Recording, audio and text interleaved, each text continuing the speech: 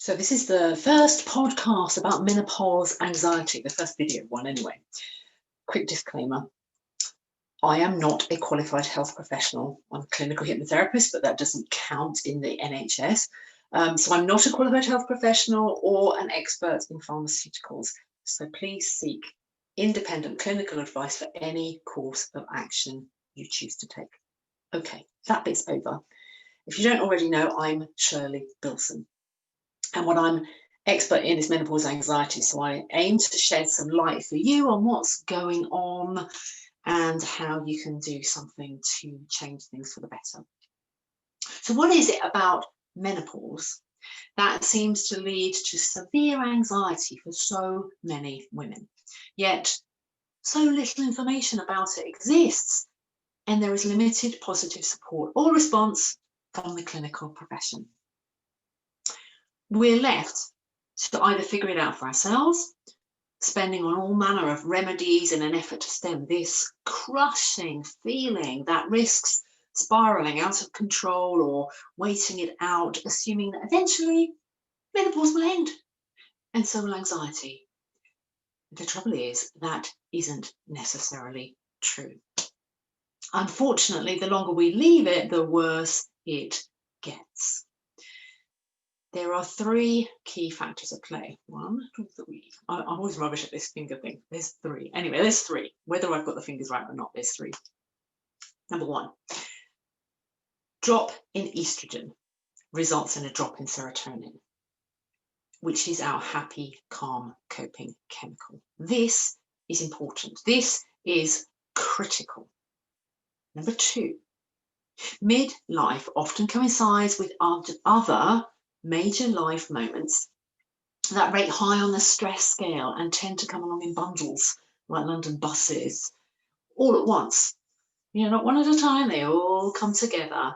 And, you know, some of those might be children leaving home, parents becoming frail, possible redundancies, retirement, bereavement, divorce, marriage, to name just a few.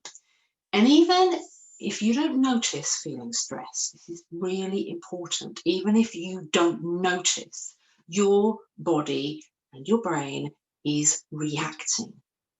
And without careful management, a little normal stress can lead to increasingly chronic anxiety. Number three, you have to be careful with these things, don't you? Unwittingly, you may have created habits of normal living prior to menopause that meant you were already living with high levels of stress, and the drop in serotonin was merely the catalyst that pushed you from what you perceived as manageable normal stress into debilitating anxiety. So what do you do? HRT. This is the most commonly prescribed solution. Seems to make sense. After all, if estrogen plays a part in serotonin production, and that's your happy, calm, coping chemical, and we can replace the estrogen, then problem solved, right? Well, yes, in some cases that's true. And the reason that it's so popular is that it does work for large numbers of women. However, it doesn't work for all. And for some, it doesn't work for always. It maybe takes the edge off for a while, and then its positive impact starts to diminish. And this is because there are other invisible factors at play, which erode your resilience over time. And this is when you might start looking around for other solutions. Number three. Did I just do three last time? I think I may have done. That was two. That was two. Sorry, I didn't mean to do that. That was two. This is three. Pre-existing habits. Ooh, a biggie. This is the one that catches most people out. It's not factored in by professionals, and the alternative remedies don't touch it either. The only reason I genuinely stumbled across this as the key factor, probably should have made it number one, was my own personal experience and that of clients who were coming to see me with anxiety-related issues.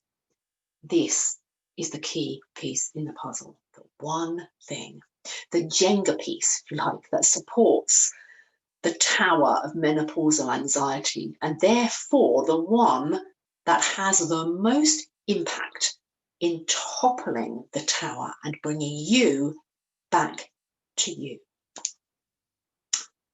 I will share more in future posts, blogs, videos, chapters of the book, but for now, it is simply important that you have a sense of what you might be dealing with and why, for some of you, the usual solutions just aren't enough.